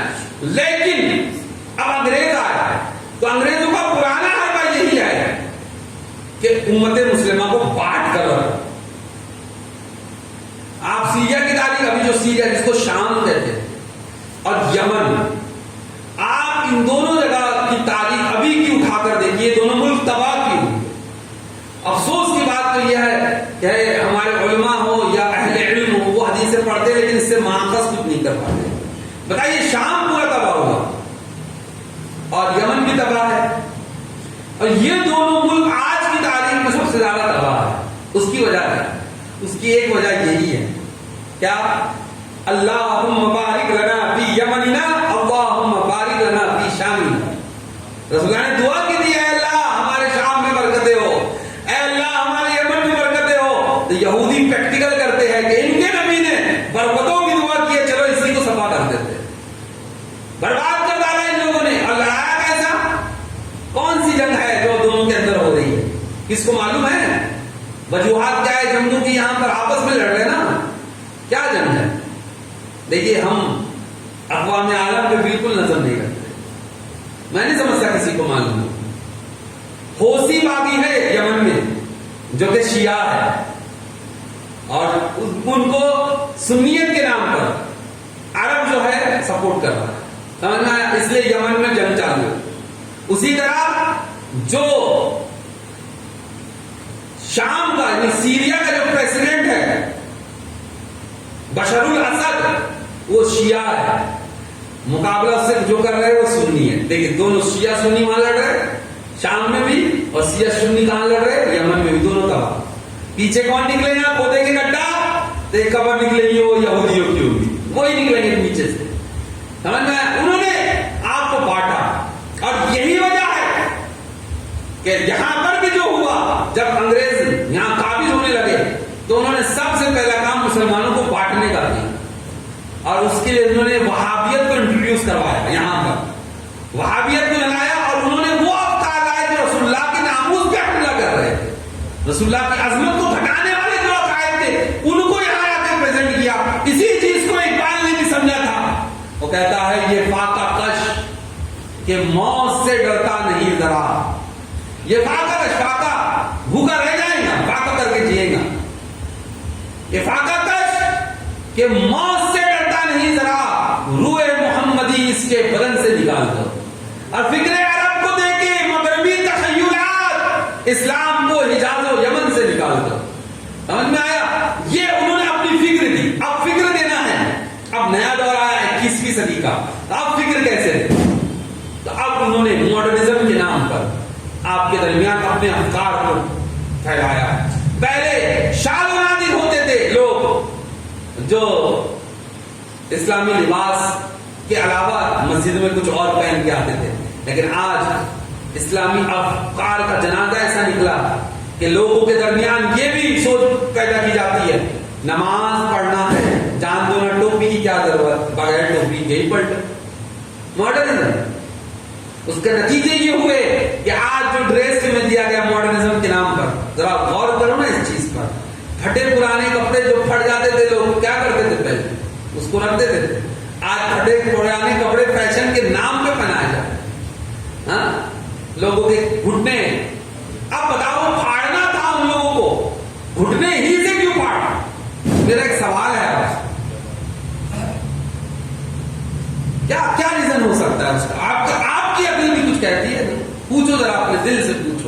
کہ گھٹنے ہی سے کیوں پھاڑا ان لوگوں نے؟ شروعات وہیں سے ہوئی ہے. ہاں ارے پھٹ تو اور بھی جگہ سے ہے، پائچے بھی پھٹ سکتے تھے. ہاں نہیں سمجھتے، گھٹنا ہی کیوں پھاڑا؟ نہیں سوچتے کبھی. اس لیے کہ گھٹنا تمہاری صدر میں داخل ہے، وہ تمہیں ننگا کرنا چاہتے ہیں. شروعات انہوں نے گھٹنے سے کی ہے. آیا سمجھ میں؟ اور یہ آزادی نسواں کے نام پر اٹھی بھی قوم، بلکہ میں تو اتنا سخت جملہ کہہ رہا ہوں، بزرگ بیٹھے ہیں اس لیے میں نہیں کہہ رہا ہوں. آج ہم کن کی پیروی کر رہے ہیں رسول اللہ کے دین کو چھوڑ کر؟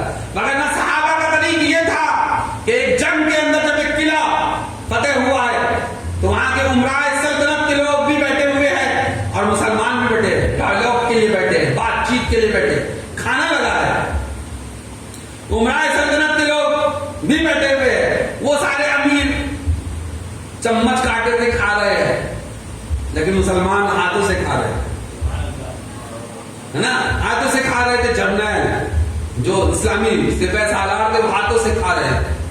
اور جب وہ کھا چکے تو انہوں نے پلیٹ کو صاف کیا اچھی طرح سے. تو سب جو امیر تھے وہ آنکھوں کے کناروں سے دیکھنے لگے ایک دوسرے کو، میں کر کیا رہا ہے؟ پلیٹ کو صاف کیا انہوں نے، انگلیوں کو چھاٹا. تو جو امیر لشکر کے ساتھ میں جو تھے انہوں نے کہا کہ حضور آپ یہ نہ کیجئے، لوگ آپ کو ترچھی نگاہوں سے دیکھ رہے ہیں، یعنی حقارت کی نظر سے دیکھ رہے ہیں. تو تاریخی جملہ اس لشکر کے امیر نے کہا تھا میں ان گواروں کے لیے نبی اکرم صلی اللہ علیہ وسلم کی سنت کو نہیں چھوڑ سکتا.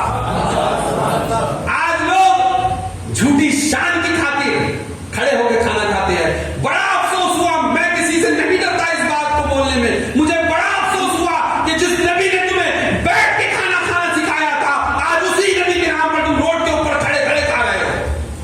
آج میں نے لوگوں کو آپ بھی کے شہر میں روڈ کے کنارے کھڑے ہو کر کھاتے ہوئے دیکھا ہے. بتائیے جس نبی کی آمد کا تم جشن منا رہے ہو اس کی تعلیمات کچھ اور ہے، تم کچھ اور ہے. وہ صحابی ہے فرماتے ہیں میں ان گواروں کے لیے، وہ جو اپنے آپ کو معزز سمجھ رہے تھے، کہا میں ان گواروں کے لیے اپنے نبی کی سنت کو نہیں چھوڑ سکتا. آج وہ پروس کے دے رہے ہیں تمہیں کہ لو آزادی نسواں کے نام پر کہتے ہیں کہ ہم نے عورتوں کو آزادی دی ہے. یہ کیسی آزادی ہے کہ تم نے اپنی نفس کے لیے عورتوں کو ننگا کر کے بین پہ چلایا کہ تمہاری آزادی ہو سکتی ہے، لیکن ہمارے اسلام نے، ہمارے دین نے، رسول اللہ نے عورتوں کو پردہ دے کر یہ بتایا کہ یہ عزت کی چیز ہے، عزت کے ساتھ گھر میں رہ کر اس کی حفاظت کی چاہیے. آج تمہاری حوث نے انہیں گھر سے باہر نکالا. بتائیے آج جن گھروں کے اندر عورتیں کماتی ہیں، میرا چیلنج ہے 90% جہاں پر عورتیں کماتی ہیں وہاں کے مرد حلال ہوتے ہیں. وہ بولتے تو کما رہی ہے، تمہارے کام کی کیا ضرورت؟ عورت جاتی ہے نہ سن پہ نازک ہے، اللہ نے اسے نازک بنایا، اس کا کام کرتا اس کو گھر میں رکھتا، عزت سے تو کماتا باہر جا کر اسے کھلاتا. لیکن آج ویسٹرن کلچر، دونوں میاں بیوی مل کے کمائیں گے تو گھر بڑا اچھا رہتا. نہ نہ نہ، دین پر آ جا، رسول اللہ کے دین کے مطابق اپنی زندگی کو چھاڑ سوار. پھر جب تو نے ڈھال لے گا رسول اللہ کے طریق پر اپنے گھر کو، تو پھر تو دیکھنا کہ تیرا گھر بھلے سوکھی روٹی کھا رہا ہوں لیکن خوش رہے گا. آج خواہشات ہماری بڑھ گئی کہ ہم مغربی تہذیب، وہ تہذیب کو اختیار کر رہے ہیں. مجھے افسوس ہوتا ہے اس وقت کوئی اپنے اوپر پرسنل نہ لے کہ نماز پڑھنے جاتے ہیں مسجد تو نائٹ پینٹ پہن کے جاتے ہیں. کس کی بارگاہ میں جا رہے ہیں؟ وہ احکم الحاکمین ہے، وہ رب العالمین ہے. ہاں لیکن نماز پڑھنے کے لیے نائٹ پینٹ، اور نائٹ پینٹ بھی معاذ اللہ آج کل کے تو ایسے ہے کہ میں اس کے اوپر بھی اگر چاہوں تو بول دوں ابھی یہاں پر کہ ایسے ہوتے ہیں کہ جن کو دیکھ کر اس کو شرم نہیں آتی، لوگوں کی نظر اگر پڑ جائے تو اس کو شرم محسوس ہوتی کہ ایسے کپڑے پہن کے آئے. آج ہمارے پاس نماز پڑھنے کے لیے تو اسلامی لباس نہیں ہے، لیکن پارٹی میں جانے کے لیے فارمل موجود ہے.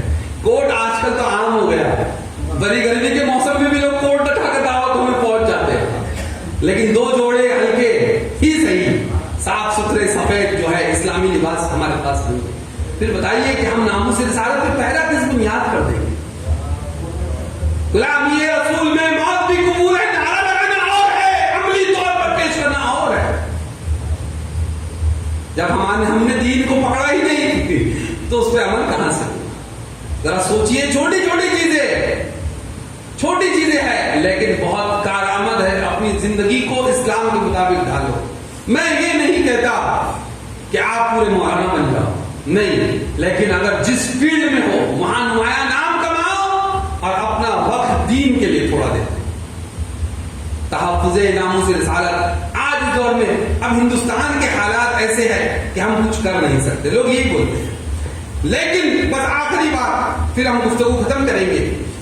لوگ یہ کہتے ہیں، میرے پاس میں بھی چند احباب آئے کہ کہا حضرت ہم کر کیا سکتے ہیں؟ تو میں نے کہا دیکھیے، نبی اکرم نور مجسم صلی اللہ علیہ وسلم کی زندگی کو اگر دو حصوں میں بانٹا جائے تو ایک ہوتی ہے مکی زندگی اور ایک ہوتی ہے مدنی زندگی. 13 سالہ مکی زندگی ہے 20 کے بعد میں، اعلان نبوت کے بعد میں، اور 10 سالہ مدنی زندگی. تو صحابہ اکرام نے تلوار نہیں اٹھائی تھی مکی زندگی میں، کیونکہ وہاں پر حاوی کون تھے؟ کفار. اعلان جہاد کہاں ہوا؟ مدینے میں ہوا، جہاں اکثریت مومنین کی تھی اور پاور تھا. ٹھیک ہے، تو آج جس ماحول میں ہم ہیں تو یہاں ہم کچھ نہیں کر سکتا، ایسا نہیں. میں ایک واقعہ بتاتا ہوں آپ کو کرنا کیا. اور بس میں نوری والے خاص طور پر اس کو سنے کہ ہم کو کرنا کیا ہے. ہم کر جو رہے ہیں اس میں کیوں اللہ برکتیں عطا فرمائے گا، اس کی دلیل دے رہا ہوا. مایوسی نہیں ہونا چاہیے، افراد نہیں ہے، کم لوگ آئے زیادہ لوگ آئے، نہیں ہونا چاہیے. آپ جو کر رہے ہو آپ کرتے جاؤ، اللہ اس کی جزا دینے والا ہے. ایک دن یہ ہوا کہ رسول اللہ جلوہ فرما ہے، ابو جہل گزرتا ہے اور ابو جہل کہتا ہے کہ اے محمد، میں نے تم سے زیادہ بدصورت معاذ اللہ نہیں دیکھا. کیا کہتا ہے؟ معاذ اللہ. وہ کمال حسن حضور ہے کہ گمان نفس جہاں نہیں، یہی پھول خار سے دور ہے، یہی شمع ہے کہ دعا نہیں. لم یاد نذیروں کا فی نظر مثلے تو نہ شد پیدا جانا، جب راز کو تاج تورے سر کو ہے تجھ کو شہر سراج. رسول اللہ کا حسن ایسا حسن کہتا ہے میں نے تم جیسا بدصورت نہیں دیکھا معاذ اللہ. میرا آقا فرماتے تم نے سچ کہا. آگے بڑھ گیا. صدیق اکبر کا جوش عشق مارتا ہے، فرماتے یا رسول اللہ، میں نے آپ سے زیادہ خوبصورت کسی کو نہیں دیکھا، میں نے آپ سے زیادہ خوبصورت کسی کو نہیں دیکھا. فرمایا تم نے صحیح کہا. تو صحابہ نے عرض کیا یا رسول اللہ، بات اس نے کہی تو آپ نے کہا سچ کہا، اور بات حضرت ابوبکر صدیق نے کہی تو کہا سچ کہا. تو اس کی وجہ کیا ہے؟ فرمایا مثل آئینہ بنایا ہے، جو اپنے دل میں جو لے کر آتا ہے میں اسے ویسا نظر آتا ہوں. وہ بس صورتی لے کر آیا تھا تو اسے ویسا ہی نظر آیا، اور صدیق عشق لے کر آیا تھا تو میں اسے خوبصورت نظر آیا. کیا سمجھ میں آیا کہ اگر یہ تو ایک واقعہ ہو گیا، یہ مفہوم تھا، اس میں آگے پیچھے کچھ ہو سکتا ہے، لیکن اس سے کیا پتا لگا کہ جب کوئی شخص اللہ اور اس کے رسول کی شان میں توہین کرے، قرآن کی شان میں توہین کرے، آپ کچھ نہیں کر سکتے تو کم سے کم زبان سے وہ بات تو کہہ سکتے جو سچ جو صحیح ہو. یہ بھی تو زبان فی اللسان بھی تو ہوتا ہے کہ زبان کے ذریعے سے آپ اس کی بات کو کاٹ سکتے ہو. تو اب رب لباب اس بات کا یہ نکلا کہ اگر زمانہ رسول اللہ کی شان میں گستاخیاں کر رہا ہے تو ہماری ذمہ داری ہے کہ ہم محفلیں سجائے اور خوب حضور کی تعریف کرے. جہاں بیٹھے وہاں حضور کی تعریف کرے، اٹھے تو حضور کی تعریف کرے، بیٹھے تو حضور کی تعریف کرے، چلے تو حضور کی تعریف کرے. جہاں محفل جمی 4 لوگ بیٹھے تو ادھر ادھر کی بات کرنے سے اچھا حضور کی بات کرے. کہے کہ آج کوئی حدیث ہے تم پڑھ کے آئے ہو تو تھوڑا سنا دو. ایک دوسرے کو رغبت دلائے اس چیز کی. جب آدمی یہ کرے گا تو ہر طرف دھوم چلے گی، ایک دھوم اٹھے گی. اور ورفعنا لک ذکرک، اے محبوب ہم نے آپ کے ذکر کو آپ کے لیے بلند فرما دیا. تو پھر آپ کی زبانیں جب رسول اللہ کی تعریف کریں گے تو وہ ورفعنا لک ذکرک کے جو اسباب ہے ان اسباب میں آپ شامل ہو جاؤ. سمجھ میں آیا؟ آخری بات اور ایک، بازار مصر ہے، حضرت یوسف علیہ السلام کو بیچنے کے لیے کھڑا کیا گیا ہے. بازار مصر میں آج ایک قرآن برپا ہے کہ ایک خوبصورت نوجوان ہے جو بازار میں بیچنے کے لیے جایا ہے. جس کی خوبصورتی کے ایسے چرچے ہیں کہ ہر طرف شورا ہے، تو لوگ چل پڑے خریدنے کے لیے. تو اس میں عزیز مصر جو تھا بہت سب سے امیر، وہ بھی پہنچا ہوا ہے. لیکن زمانے نے دیکھا ایک بوڑھی عورت بھی ہے جو بازار مصر میں آئی ہے. اس کے ہاتھ میں کپاس کی روئی جو ہوتی ہے، کپاس ہوتی نا، اس سے بنایا ہوا دھاگے کا ایک بنڈل ہے، وہ لے کر وہ آئی ہے خریدنے حضرت یوسف کو. لوگوں نے مذاق اڑایا کہ اے بوڑھی عورت کس لیے آئی ہو؟ کہا کہ یوسف کو خریدنے آئی ہوں. کہا کہ تیرا دماغ تو جگہ پر ہے، دیکھتی نہیں کہ عزیز مصر بھی آیا ہے خریدنے کے لیے، اور تیرے یہ دھاگے کے بنڈل سے کیا تو یوسف کو خرید لیں گی؟ اس نے کہا کہ ہاں مجھے اس بات کی سمجھ ہے کہ اس دھاگے کے بنڈل سے میں یوسف کو خرید نہیں سکتی. ہاں مگر بازار مصر کا ایک قانون ہے کہ جو خریدنے کے لیے آتے ہیں ان کی ایک لسٹ بنتی ہے، کہ فلاں شخص جو ہے فلاں خریدار یہاں آئے تھے، تو اس لسٹ میں میرا نام تو کم سے کم آ جائے گا کہ میں بھی یوسف کو خریدنے کے لیے آئی تھی. تو بتائیے آج میں یہ کہتا ہوں کہ اس بوڑھی عورت سے کچھ سیکھیے. وہ خرید نہیں سکتی تھی یوسف کو، لیکن پھر بھی خریدنے کی نیت سے آئی تھی. میں کہتا ہوں اٹھتے بیٹھتے رسول اللہ صلی اللہ علیہ وسلم کی ثنا کرو، تا قیامت کے اندر بھی ایک لسٹ بنے گی جس کے اندر سراغان مصطفیٰ کا نام لکھا ہوگا. تو کہیں ایسا ہو جائے کہ ہم غریبوں کا بھی نام اس لسٹ میں آ جائے کہ فلاں ابن فلاں تھا جو دن رات اٹھتے بیٹھتے رسول اللہ کی ثنا کرتا تھا، اور ایسی ثنا کرتا تھا کہ وہ دنیا میں بھی ثنا کرتا تھا اور قیامت میں کے دن بھی وہ ثنا خان مصطفیٰ کے جنون میں شامل ہوتے ہیں. سنجھے اس بوڑھی عورت سے یہ لے کہ ہم بھی رسول اللہ کی تعریف کریں، لیکن شبہات میں اپنے آپ کو ڈال کر یہ نہیں ہو سکتا. رسول اللہ سے جو محبت کرنی ہے وہ شبہات کے ساتھ نہیں ہو سکتی، وہ بلا شبہ ہو سکتی ہے. کیسی ہو سکتی ہے؟ بلا شبہ. جب بھی حضور کی بات آئے دلائل کے ساتھ ہے، بس ہم نے حضور کو مان لیا، بس اندھے وہاں محبت کرنی ہے، یعنی آنکھیں بند کر کے رسول اللہ صلی اللہ علیہ وسلم سے ہم کو محبت کرنی ہے. یہی پیغام ہے. آئندہ بھی آئیں گے تو یہی موضوع ہمارا سب سے اہم بھی ہونا چاہیے. تعلیم و تعلم کا سلسلہ تو جاری ہے، لیکن جو بھی محفل ہو اس کے اندر حضور کی بات ہونا چاہیے. کوئی محفل حضور کی بات سے خالی نہیں ہونا چاہیے، کیونکہ یاد رکھیے حضور کی محبت ہی ہمارا کل سرمایہ. اگر نہ میں تو بڑے ذمہ داری کے ساتھ یہ بات کہتا ہوں کہ اگر یہ عشق کی شمع تمہارے دلوں میں روشن نہ ہوتی تو آج ابیات میں چبا کے چھوڑ چکے ہوتے، آج وہ ہمیں ختم کر کے چھوڑ چکے ہوتے. حقیقت جانو یہ رسول اللہ صلی اللہ علیہ وسلم سے محبت ہی ہے جس کی وجہ سے ہماری بقا آج باقی ہے. ہم وگرنہ کب کے ختم ہو چکے ہوتے. اللہ کی بارگاہ میں دعا ہے مولا کریم ہمیں رسول اللہ صلی اللہ علیہ وسلم کی سچی پکی محبت نصیب فرمائے، اور ہمیں ہما وقت جو ہے رسول اللہ صلی اللہ علیہ وسلم کی ناموس کے لیے تیار رہنے والا، کوئی کمپرمائز نہیں حضور. لیکن اگر کوئی شخص یہ کہے، بڑے افسوس ہوا مجھے آج میں نے تھوڑا شہر گھوما ہے آپ کا، مجھے ایک مسجد کی طرف بچے نے لے گیا تھا، کہا کہ یہ غیروں کے ہاتھ میں چلے گئی. کیسا ہوتا ہے یہ؟ وہ پہلے ہم سنتے تھے کہ انہوں نے دھوکے دے دے کر جو ہے مسجدوں کو اپنے قبضوں میں لے لیا. بتائیے کیا سنی اتنے کمزور ہو گئے کہ اغیار ہماری مسجدوں پہ قابض ہو گئے؟ کہ کتنی ہر ایک آدمی کے لیے، میں جھگڑا لڑائی کے لیے نہیں تیار کر رہا ہوں، لیکن لمحے تیار کہ آپ ذرا سوچے اپنی مسجدوں کی حفاظت کریں. بتائیے جب وہ اگر سنیوں کی ہوگی تو کبھی وہاں صلاۃ و سلام کی صدایت بھی ہوتی ہوگی، آج نہیں رہا. ذرا سوچیے نا. تو سوچتے ہیں کہ جس مسلح پر جس ممبر و محراب سے رسول اللہ صلی اللہ علیہ وسلم کی تعریف و توصیف ہوتی ہوگی، آج وہاں اغیار ہے. لیکن اس سے بھی بھیانک معاملات ہے جس پہ گفتگو کرے تو ماحول اور زیادہ پیچیدہ ہو جائے، لیکن ہم نہیں کرنا چاہتے. لیکن کم سے کم اگر یہاں پر جو مسجدوں کے ذمہ دار ہیں تو ان کو چاہیے کہ آئندہ کے لیے لائے عمل تیار کرے کہ وہابیت اگر بڑھ رہی ہے تو یہ ہمارے منہ پہ تماچا ہے، پھر کام کس چیز کا نام ہے.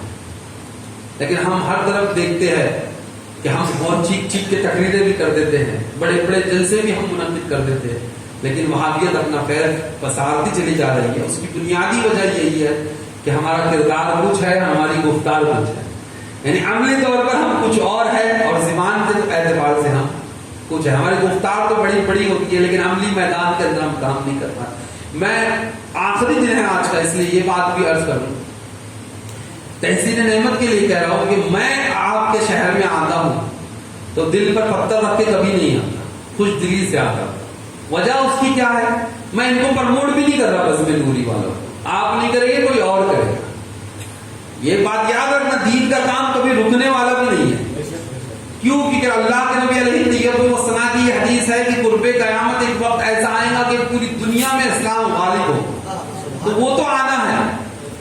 اب اس کے لیے آپ کام نہیں کرو گے تو کوئی اور کرے گا، بغیر کام کے آنے والا بھی نہیں. یہاں ایسا نہیں ہے کوئی ہوا چلے گی اور سب مسلمان ہو جائیں گے، ایسا کوئی ہے کیا؟ نہیں، اس کے لیے تو محنت ہے، وہ تو ہوتے رہیں گے، لیکن آپ نہیں کرو گے تو کوئی اور کرے گا. اور جسے رب چن لے اپنے کام کے لیے تو وہ 2 رکعت شکرانے کی نماز الگ سے پڑھے کہ اللہ نے ہمیں منتخب تو کیا کام کے لیے.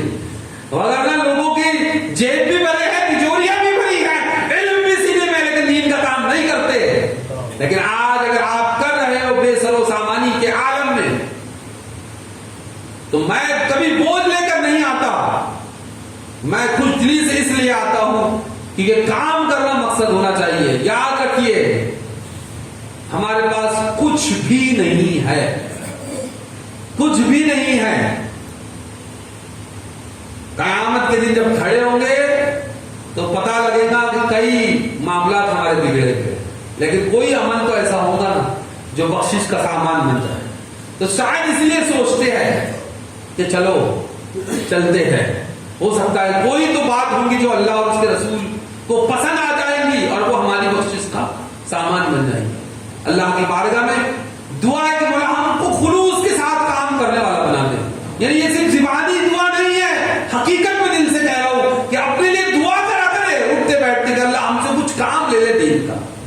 اور اللہ پھر جس پہ فضل کرتا ہے نا تو پھر اس سے وہ ہوتا بہت چھوٹا ہے لیکن اللہ اس سے بڑا کام لے لیتا ہے، بڑا کام لے لیتا ہے. تو اللہ کی بارگاہ میں دعا کرتے رہے کہ اللہ ہم سے دین کا کام لے، اور یقیناً جس سے دین کا کام اللہ رب العزت لے گا تو ورفعنا لک ذکرک، اے محبوب ہم نے آپ کے لیے آپ کے ذکر کو بلند کیا ہے. تو آج اگر ہم بات کر رہے ہیں تو اللہ نے کم سے کم ہمیں اس کام کے لیے متعین تو کیا ہے، تعینات تو کیا ہے کہ ہم بھی رسول اللہ کی حمد و ثنا کر کے حضور کی چرچا کر رہے ہیں، حضور کا چرچا کر رہے ہیں. اور عید میلاد النبی صلی اللہ علیہ وسلم کا سب سے اہم مقصد یہی ہے، سجاؤ جتنا سجانا ہے، لا اسراف فی الخیر، لا اسراف. کسی نے کہا تھا حضرت جعفر صادق رضی اللہ تعالیٰ عنہ کو، وہ بہت کھانا کھلا کے غریبوں کو کھلاتے تھے، تو کہنے لگا کسی نے کہا کہ لا خیر فی الاسراف، پھر اسراف یعنی فضول خرچی میں کوئی خیر نہیں ہے. کسی نے کہا تو آپ کا کمال دیکھیے کہ اس کے الفاظ ہی کو آپ نے پلٹا، اور یعنی الفاظ الگ سے نہیں لائے. یہ کلام کی خوبی ہوتی ہے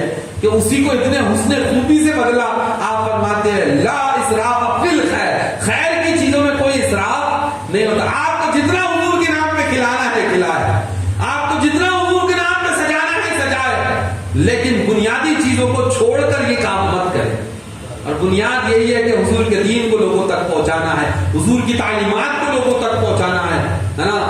وقت فرصت ہے کہاں، کام ابھی باقی ہے، بزم توحید کا دنیا میں اہتمام ابھی باقی ہے. اللہ کی بارگاہ میں دعا مولا کریم ہم تمام کو عمل خیر کی توفیق رفیق عطا فرمائے، دین کا کام کرنے کی توفیق رفیق عطا فرمائے. وآخر دعوانا الحمدللہ رب العالمین، استغفر اللہ ربی من کل ذنب واتوب الیہ. السلام علیکم ورحمۃ اللہ.